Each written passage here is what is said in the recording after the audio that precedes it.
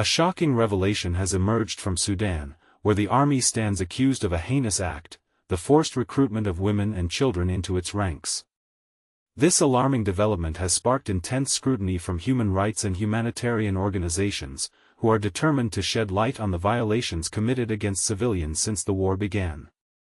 The Sudanese Human Rights Observatory has released a video documenting the enlistment of civilian women into the so-called Popular Resistance, a network of armed groups operating alongside the Port Sudan army. This recruitment, according to the observatory, is a blatant violation of international humanitarian law and conventions that prohibit the involvement of civilians, especially women, in armed conflicts. Human rights organizations have confirmed that forced recruitment of civilian women continues, with the Port Sudan army bearing direct responsibility for the loss of innocent lives. The evidence is damning. Activists have shared a clip showing a Sudanese woman, dressed in civilian attire, firing a multi-barrel automatic weapon from the back of a transport vehicle, with a Port Sudan army commander standing nearby. But here's where it gets controversial. Other human rights groups have also exposed the recruitment of children following the closure of schools in areas controlled by Port Sudan forces and their extremist Islamist militia allies. The war, which erupted in mid-April 2023, has seen these groups fighting alongside the army, further exacerbating the situation. Will the International Criminal Court step in to hold those responsible accountable? A secret report, prepared by a group of lawyers, experts, and human rights defenders, has been sent to the ICC in The Hague. This report meticulously documents the crimes and violations of international and humanitarian law committed by the Port Sudan army and its allied militias.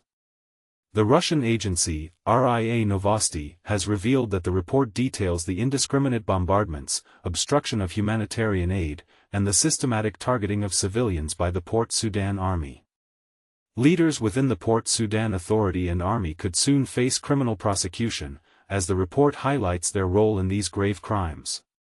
Sources close to the ICC have stated that this confidential report represents a crucial step towards international accountability, in accordance with Article 15 of the Rome Statute. The experts and human rights defenders who compiled the report relied on extensive UN, international, and local files, including UN investigations and the fieldwork of non-governmental organizations in Sudan. The secret report has also exposed the external support received by the Port Sudan army from several countries in the Middle East and non-state actors. The countries named in the report are Djibouti, Eritrea, Iran, and Turkey, who are accused of providing logistical corridors, military equipment, and strategic coordination to the Sudanese army. Additionally, the report implicates non-state actors, including Somalia's al-Shabaab, Hamas, the Houthis, and the Iranian Revolutionary Guard, in aiding the Port Sudan Authority and army in their crimes against humanity in Sudan. These entities are said to have provided training, fuel, and field support inside the country. This situation raises important questions. How can we ensure the protection of civilians in conflict zones? What role should international bodies play in holding perpetrators accountable? And most importantly, how can we prevent the recruitment of vulnerable women and children into armed conflicts? Join the discussion in the comments and share your thoughts on this critical issue.